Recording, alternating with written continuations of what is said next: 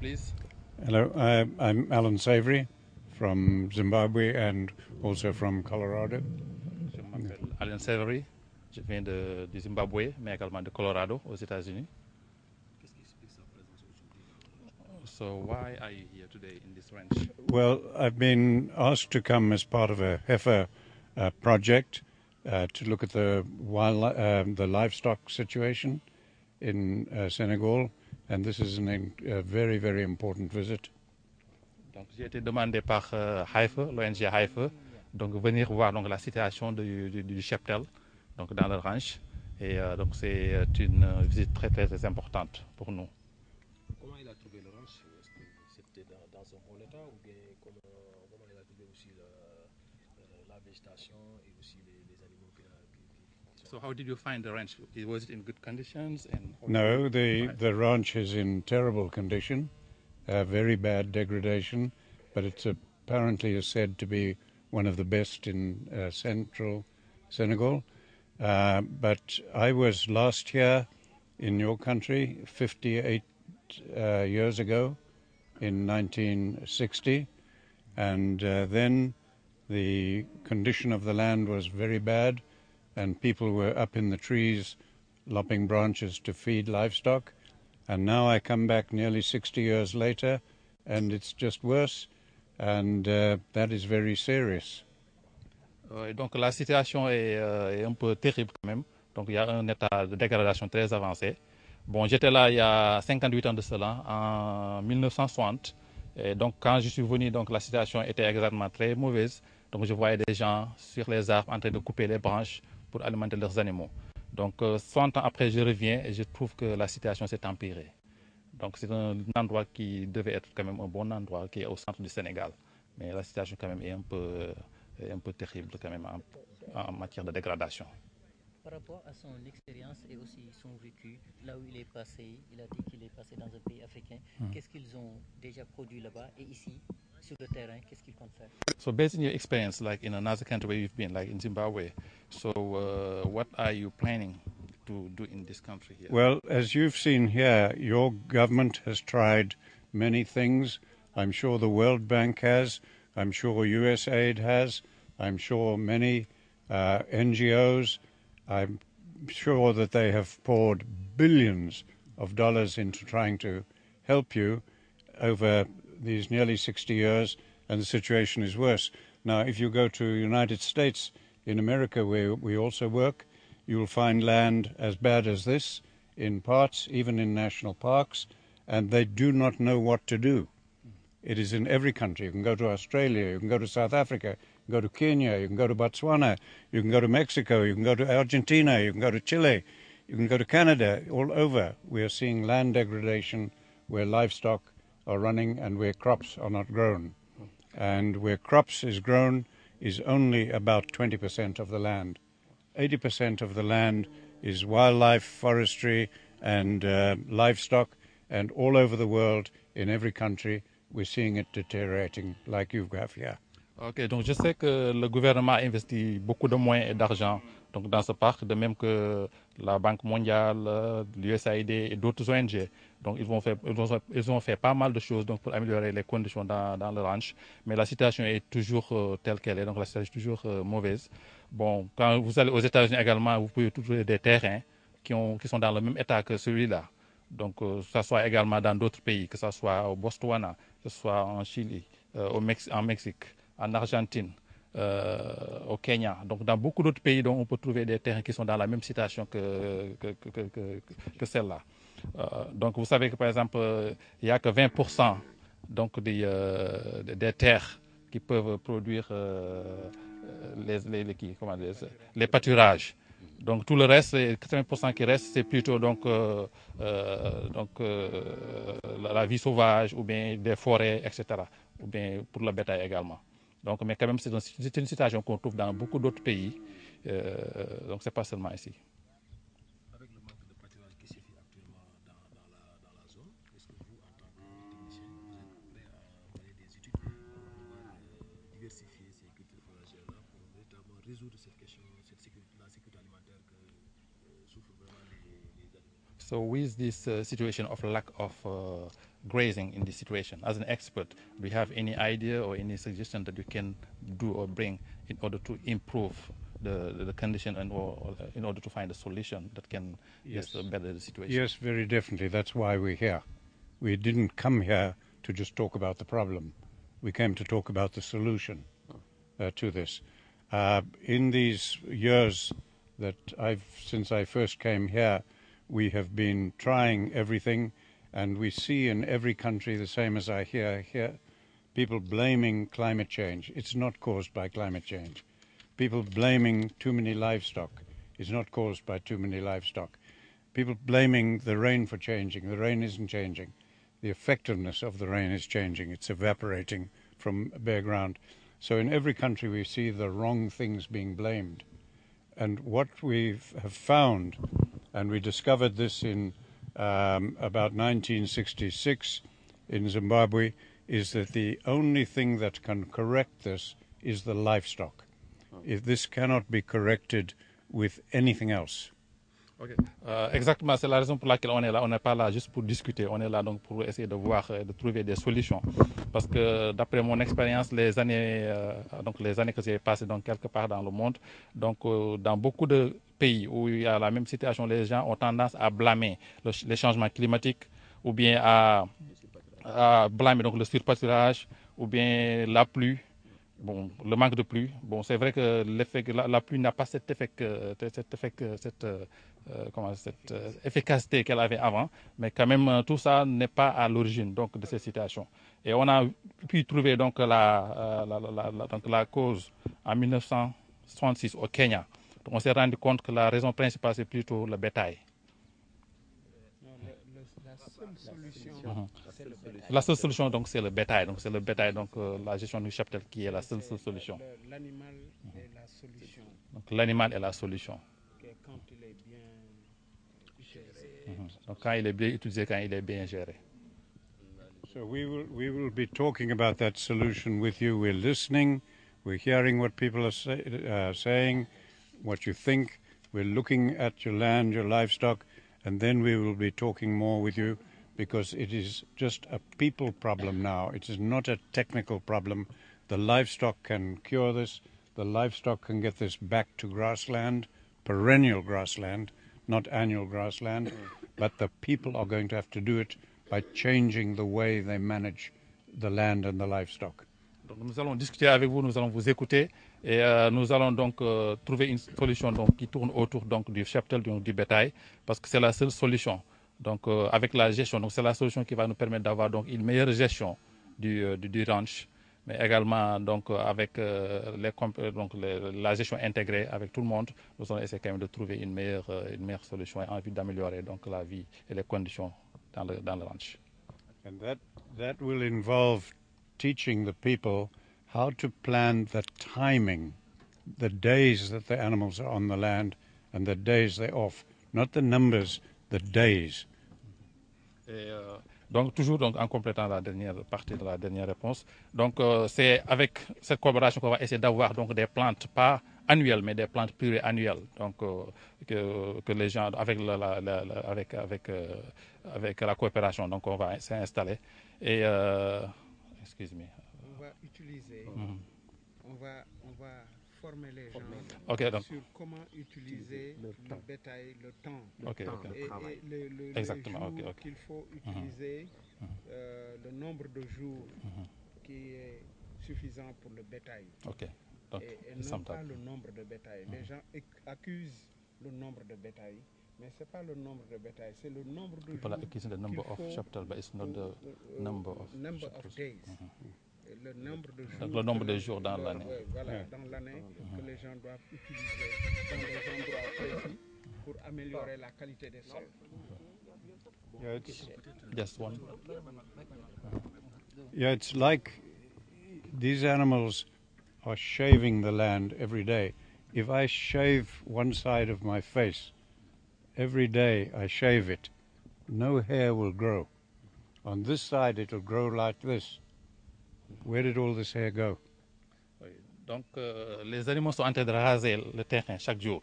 C'est comme si donc je rasais une partie donc de mon visage chaque jour. Quand je rase ici chaque jour et que je laisse l'autre partie, donc il y aura plus de cheveux sur cette partie que sur celle-là. Donc c'est le même exemple. And these cattle, goats, donkeys, horses are shaving the land every day. Et donc They're not letting plants grow. Donc ces troupeaux, donc les vaches, les ânes, les chèvres sont en train de raser le terrain chaque jour. Donc ils ne laissent pas les plantes pousser. So we will talk about training people how to let the plants grow by shaving a small place, shaving another place, shaving another place and letting plants grow. Donc nous avons formé les gens pour pouvoir donc permettre aux plantes de pousser, comme si donc on va essayer donc de raser une partie du visage, laisser une autre partie, donc raser une partie et permettre quand même aux personnes donc d'utiliser ces différentes parties différemment, à différentes périodes. And this doesn't apply just to this ranch, but to all of Senegal. I mean, everywhere it's bad that we've been, and where I was long ago was bad. Ça ne s'applique pas seulement au niveau du ranch, mais ça s'applique également partout dans le Sénégal. Donc partout où on a été, la situation est mauvaise. Donc c'est un système qui peut s'appliquer quand même partout dans le Sénégal.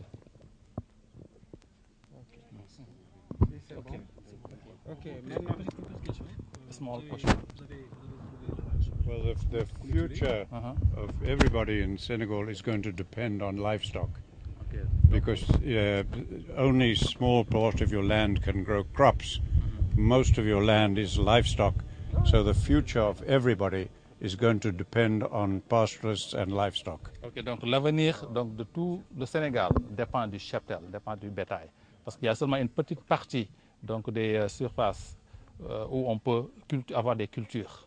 Donc le reste, c'est destiné au bétail, au cheptel. Donc c'est l'avenir du pays. Le cheptel, c'est l'avenir du pays.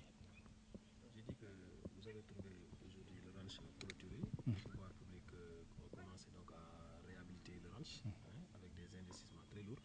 Vous, en tant qu'environnementaliste, comment vous avez trouvé ces engagements de l'État pour moderniser le ranch? So you came here at a time when the government had decided to restore the ranch by putting a fence and by putting like a heavy investment inside the ranch. So what are your feelings about this investment? Well, that wasn't needed. Huh? That wasn't needed. If there was no fence, you could still restore this. It doesn't need a fence. You've got herders who can herd the animals.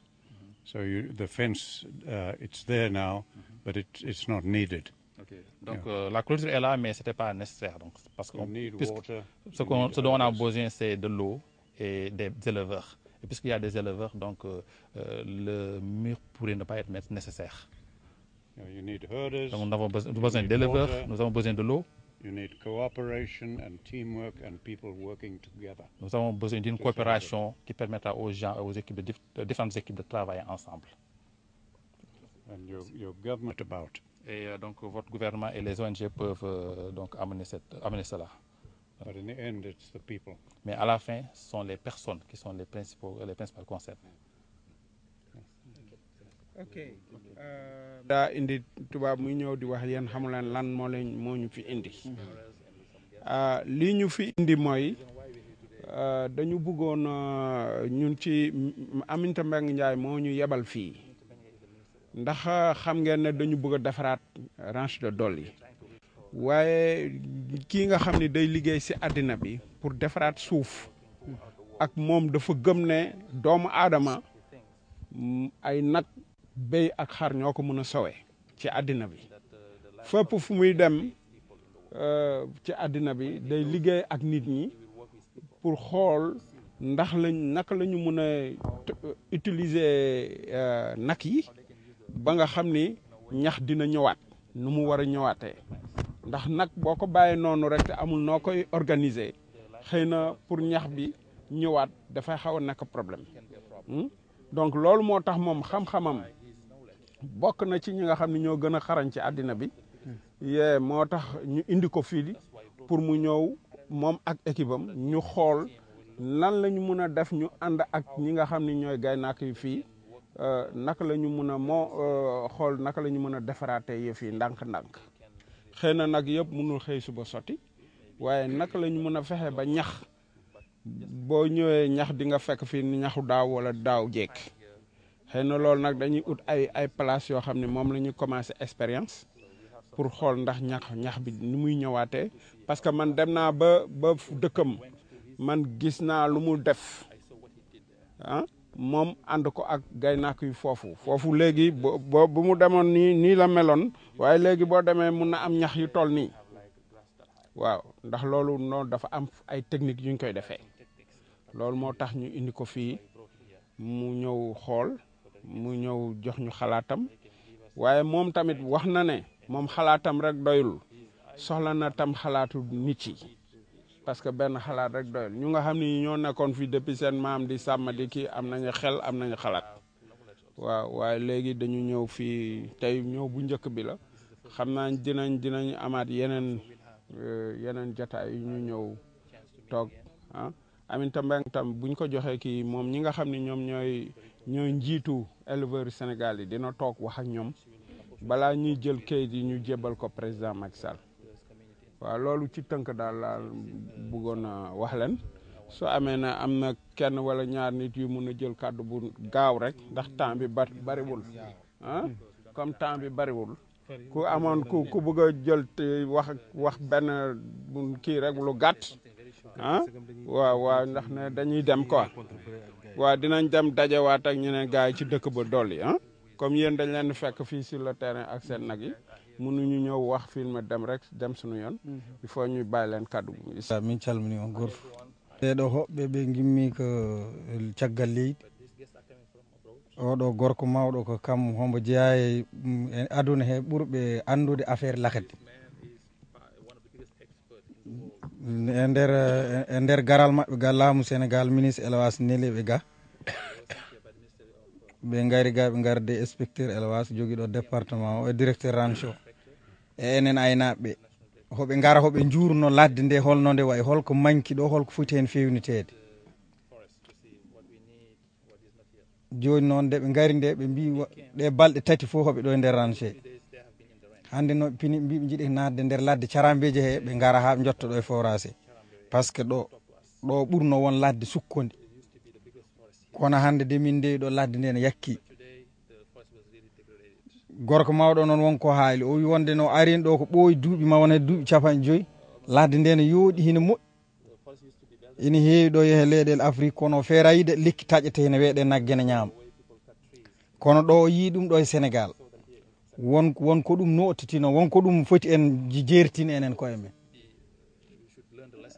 kamen ɓe gari koɓe en balla nden noon tawde koɓe wallaɓe ɓen soɓe gari en kettotoɓe ganden koɓe mbaɗata ko tawde ko ladde nde ɓe jiiɗi fewnit ladde nde ko enen jeeyi ladde nde saabu ladde jeeyi ɗum tan ko gaynaka ko huɗɗo e ndiyam e leket ɗum noon so waɗama e nder ranse howa laamu howi ɗum ɓeɗo gari koɓe technicien ji hoɓe jiiɗi wallude en keɗotoɓe jahaden e koɓe cohli koɓe mbawa enen wallude saabu ɓeɗo ko nafoore men tan ɓe garani ɗo eyyi toɓoli ɗi natti heew joni ɗum taki noon kamen soɓe gari hoɓe en balla en jaɓat notiɗen e koɓe ballata en ko sa yi laamu on ene yehene yiiloyo wona ɓeɗo joomen dooleji ne gara ɗum ɗo wona caka wadde enen yen jaggu hen ha tiiɗ ganden koɓe dogata koko enen ɓe ballata ene wawi jombani ɗo e duuɓi sappo yeesa soɓe garti ga ma taw ladde nde soɓe pewni ma taw nde change naftoro ɗen sukamen arayoɓe caggal naftoro eyyi wadde noon koɓe mbi koko raɓɓiɗina wonko hoɓe jiiɗi waɗoyde batu Dolly kono tawde ɓe gari ha ɗo ɓe darima yeeso moon ɗon goni aynaɓe ɓe kalata ɗo tan ko eken nanata ɓe jaa il faut ɓe kaala ko nanaten nden noon ɗum wona ñoore wona haydara ko ɗum ɗo addiɓe ɗo ko pour wallude aynaɓe e moƴƴitinde ladde nde Allah jarama on jarama merci directeur dafa am loo ci bëgg a teg di nuyu waa AFE bi nga xamante ne ñoo fas ñoo fexe ba waa SAVORY institut jógee bitim réew ñoom seen si li nga xamante ni moo nekk ranch bi yaakaar naa ne mbégte la ci service technique yi mbégte la ci éleveurs yi itam ndax li leen mission bi li ko tax a jóg rek mooy fexe ba situation bi nga xamante ne bii ranch bi moom lañ nekk nii mooy dégradation bi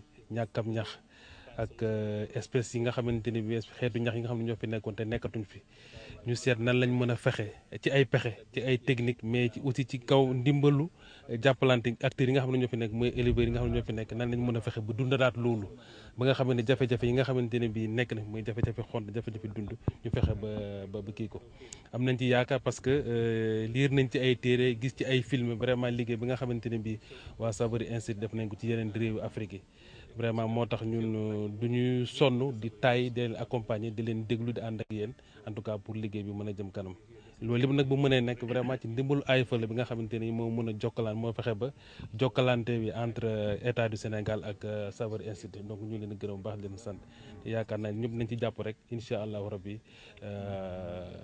l'avenir sera radieux incha allah jërëjëf.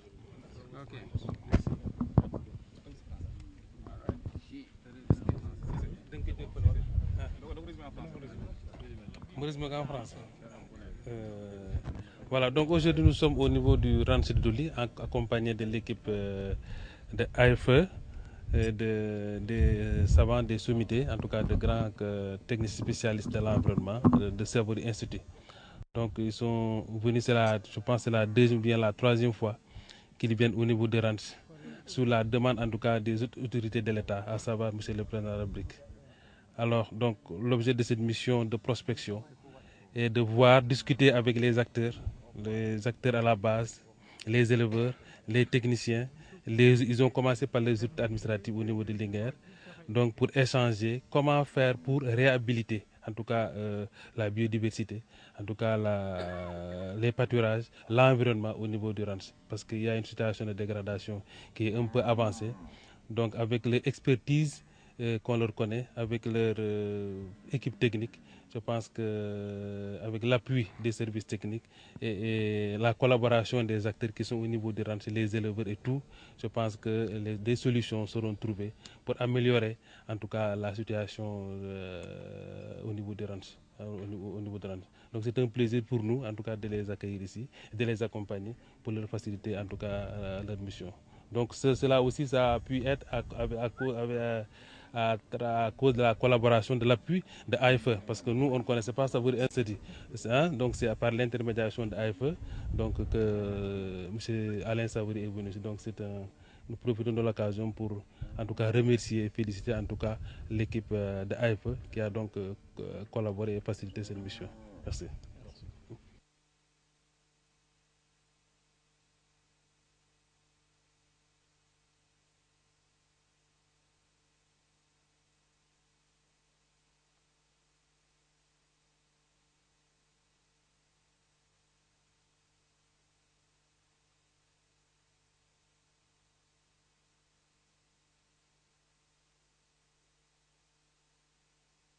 Just warn you inside animals can be attracted. Yeah, we are going to mettre des religions because to poser une question.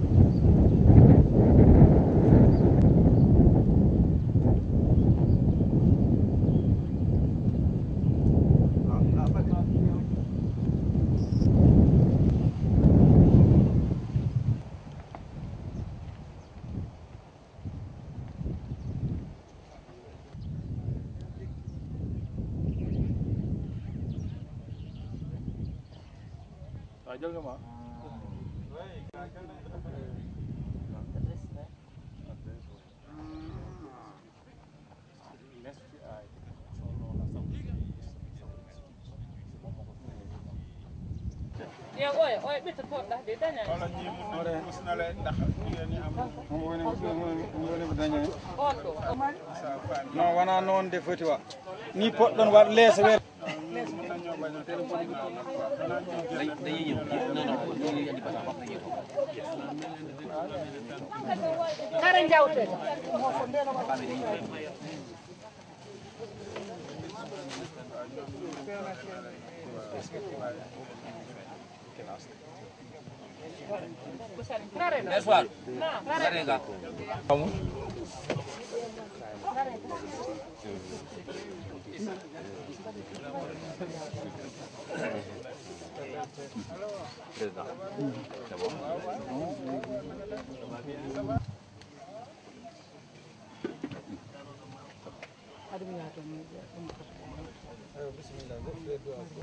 boobu waxtaanu ubbite la woon.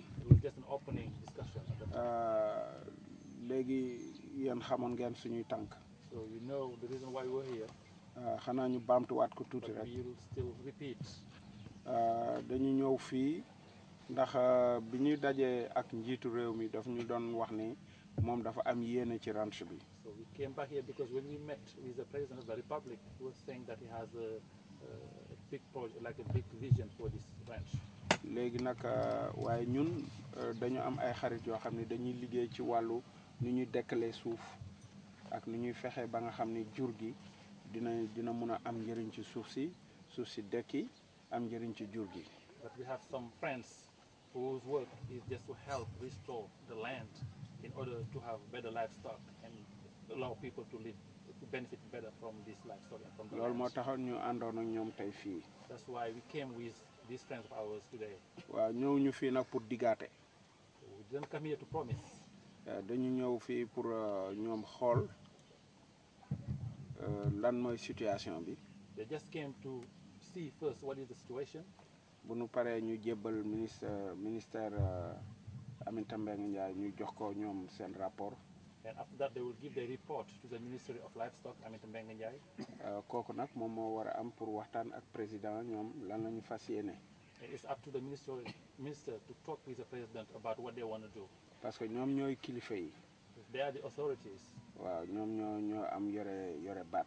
They are the one who have the decision. waaw waaye ñun tamit bu mënuñoo ñëw fii comme ni ko suñu mbokk mi waxee mënuñoo ñëw fii te dajewuñu ak nit ñi. But like he just said, we can't come here without meeting you guys. parce que àddina ñi ko seq mooy doomu aadama yi jur gi gàncax gi ak suuf si. Because the world is about like human being, the land, the livestock, and also the forest. Those are what make life. donc loolu moo taxoon moo doon suñu tànk fii. That's why we're here today. am nañu nag léegi kenn ci suñu naatangoo yi. One of our friends here. suñu naatangoo suñu collègue. One of our colleagues. Simon. Yeah. Simon. waaw moom mooy jiite waxtaan bi. He's the one leading the discussion. waaw waaye nag kilifa gu mag gi ñu àndal. But the authority we came with. maanaam ki nga xam ne kii moom mooy jiite seen yoon wi. The one like he's the head of this visit. kooku moom tamit xam naa dina jël kàddu am lu mu ci wax. So maybe he'll speak a little bit after. waaw yéen tamit xam naa waxtaan bi du mënu gudd bi boobu dañu waxoon ne ci benn waxtu lañ ko bëgg a def. So the discussion will not be that long. We just plan to have it in 1 hour. donc léegi tamit ku ci am kàddu bu gàtt rek booy kii rek nga tënk ko. So if somebody wants to speak, just make it short. ñu ngi leen di sant bu baax. So we thank